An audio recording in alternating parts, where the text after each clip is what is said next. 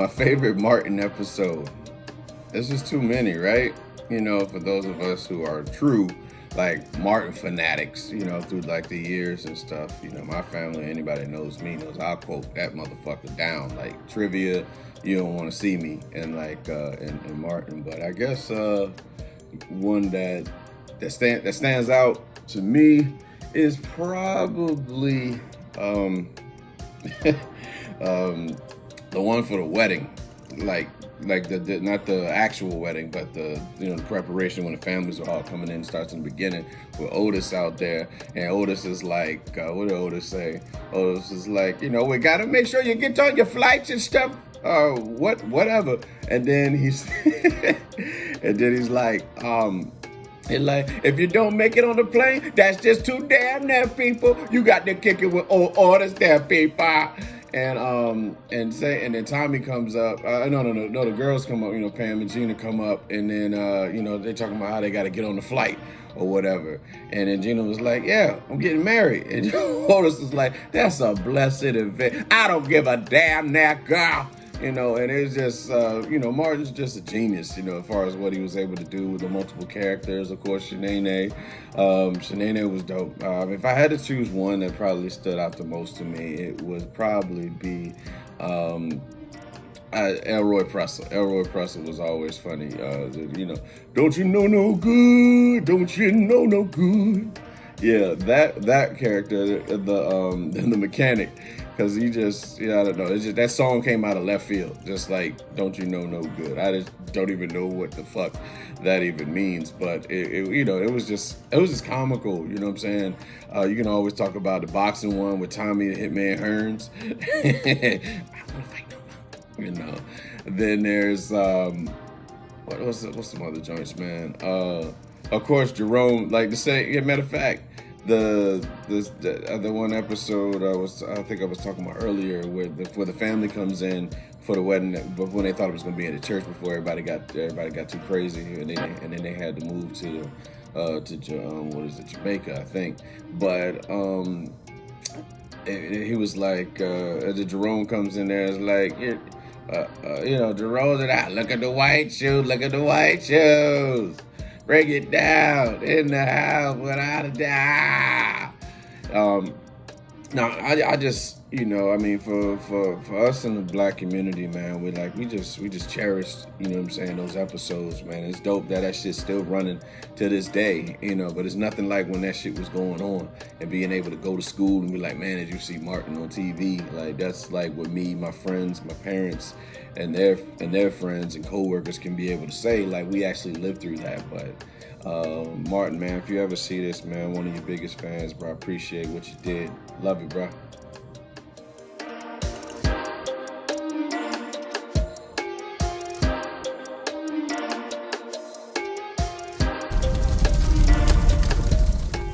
Predictions for the NFL playoffs. Yeah. I ideally see Kansas City Chiefs and the Tampa Bay Bucks, because I don't really bet against. I try not to bet against Brady too much. I know the Saints they beat them twice this year, if I'm not mistaken. Both times that they met, but I just feel like Tom Brady got to get the gab of something when it comes to the NFL. I mean, him and Belichick. I know this year Belichick's Patriots was kind of down. The COVID. We're gonna go with COVID. I'm gonna go with COVID. You know what I'm saying? Having a bigger impact on that team. But I really do see the Bucks and the Chiefs. I wouldn't be surprised if I saw the Saints there. But I was talking with my cousin over the weekend. Dantas, what up, boy? And we was talking, and he was like, the Packers and the Steelers. I was like, it's been 10 years. And for all you conspiracy theorists, 10 years ago was the very same Super Bowl. It was the Packers and the Steelers. So we'll see what happens. And but overall, I like that. I mean, because the Chiefs just come out, they're so damn fast, man. They just fast. It's like saying the longest yard. It's like, he's so fast. He makes people that's really fast seem not fast. And but the Kansas City Chiefs, I like their chances. I don't really see anybody posing as a threat. I want to see how they fare up against Buffalo, because Buffalo coming out of the AFC East is looking like real serious. So I mean, they're a team to watch. They put up 56 on my Dolphins. Me being a Niner fan, but I lived in Miami for so long that I kind of I ride for my root for the home team. Throw it up, and it was amazing, like, to see that Buffalo go off this year the way that they did based off previous years. Because I mean, if anybody knows football, you know that Buffalo ain't really been much to talk about probably since Tecmo Super Bowl. Thurman Thomas, that nigga's, you're not catching Thurman Thomas for real. It's illegal to play with Buffalo Bills in Tecmo Super Bowl. Just for everybody's reference and all that stuff. If you ever play Tecmo Super Bowl, don't allow that nigga to play with motherfucking Buffalo Bills. All right. But yes, I like the Chiefs and I like the Bucks. I think that the Chiefs will repeat, and I see Brady losing. I do. This might be the first time I bet against him, but that damn Chiefs team is just super. It's super gifted. I mean, Kermit the Frog at quarterback. You got the Cheetah wide receiver. They just got so many weapons, man. And yeah. I mean, don't get me wrong, Bucks got weapons too on offense, but the Chiefs are running on all four cylinders right now. But that's my prediction for the NFL playoffs. I got Chiefs coming out, taking it all, and they'll be playing against the Bucks in Tampa.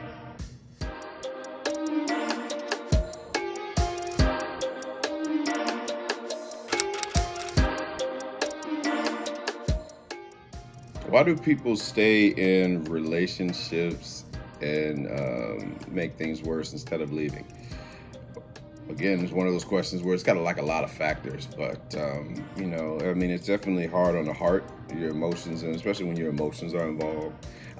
But people stay for selfish reasons. A lot of times, it's because it benefits them.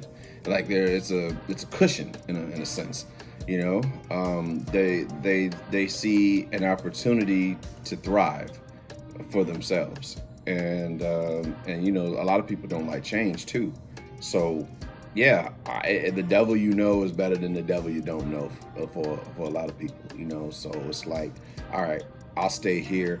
Me and her might fight, all the time and stuff, but I'm still staying. I'm staying here. I'm able to get the pussy. Let's be clear. Let's be clear. You know what I'm saying? She possibly, even especially like if you cook or something like that, and you benefit. I mean, you're good with my kids or something like that. Whatever the case may be for that situation, but a lot of people stay for selfish reasons, and then you have to ask yourself, why are you staying?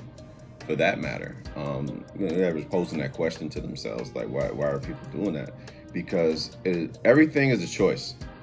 Everything is a choice, and every choice comes with consequences. You know what I'm saying? So like every decision you make is always a follow through. For every action, there's an equal or whatever reaction, whatever fuck law is and shit. But you got to ask yourself, what's important to you? Is it important? Are you staying for love, or are you staying for fear?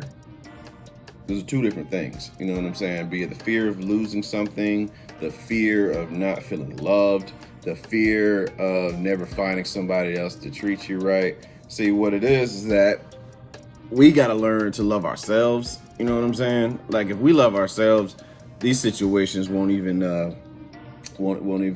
become get much of a factor. You know what I'm saying? Because if you love yourself enough, you'll recognize when you're being treated below your worth. And a lot of times we forget, man, because it's just about like things that were implanted in us during our childhood as far as what love is. That's why it's important to validate your kids, man, and validate them as much as possible before the fucking world before they go into the world, try to get validation, because the world's validation is never ending. It's never enough. I'm sure we've seen people on fucking Instagram and all their profile is nothing but selfies. You know what I'm saying? Nothing but selfies. They're not getting paid to put selfies. They're just taking pictures because they want that, some do, want that validation. You know what I'm saying? And you don't need it. Your validation is good enough. Reparent yourself. You know, I'm speaking to myself too. You know what I'm saying? I've got my own struggles. You know, I've dealt with like insecurities throughout my life. But I mean, that's ultimately what I feel like why people do stay in these relationships and make things worse instead of leaving because out of comfort. It's out of comfort. It's out of control, and ultimately out of fear. So, yeah, I think that's what it is.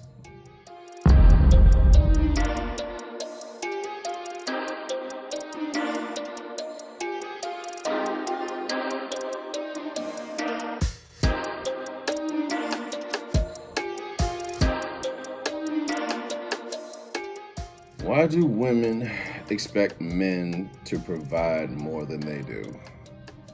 Nah. Well, I guess a woman would probably be the best to answer this. But I mean, for the sake of this question, I feel like maybe because of like the system that has been set before, that we've all been caught up in, that's always shown as the man as the provider, and women stay home with like the kids. And you know, it goes back to like hunter-gatherer days, and the men went out to hunt. And you know, and then once agriculture began, women were able to stay home, and they could do their part by growing the crops and stuff, and then families could be more than just one or two kids, because historically you were only able to have one child, I believe, one or two children, when everybody had to go hunting before agriculture. You know, the concept of agriculture came, and so. I honestly think it depends on the woman. Truly, I don't think every woman thinks like that. You know, I think there are some women who definitely take pride in having their own shit, you know, and getting their own money. You know, my little girl is about her money. You know what I'm saying? My daughter, she's 16 years old and she's a hustler. Straight hustling, like for real. She ain't playing about working. You know, my baby, she's amazing. And when it comes to that hustle, not to mention she's funny. But getting back to that, I get sidetracked thinking about her. What it is that, like I said, I think it's really depends on the woman and what she was taught and what she's led to believe how things are supposed to go. Because you got a lot of women that be like, he ain't paying my bills, you know, but you can pay your own bills. You know what I'm saying? Like, you know what I'm saying? Like I guess it's more about how you want your relationship to go and what your values are. You know what I'm saying? Like, if you value the fact that you got your own money, and there's some women that do that. Me personally, I would, even my situation before, me and my woman at the time, I forked most of the bills. You know, if anything, she helped so that we could live. She gave like a little bit to where it was just like we could live in a bigger place, but it would be using the same amount of money we had at the previous spot. You know what I'm saying? So we were able to live our lifestyle wasn't that much of a shift. You know what I'm saying? But I mean, it wasn't too bad. I mean, like I said, did most of the bills, especially paid like the rent and all that stuff. And I mean, and like I said, it all depends on the woman. So, fellas, make sure you choose your woman wisely. Make sure you're clear. Make sure both of you guys, that's the thing, communication. We have to communicate what the fuck we want in a relationship. Like, and we got to think about what the fuck we want in a relationship. Don't get caught up in how pretty a motherfucker is. You know what I'm saying? Don't get caught up in how good the dick is. Don't get caught up in how good the pussy is. You need to talk about what the fuck you want in a relationship.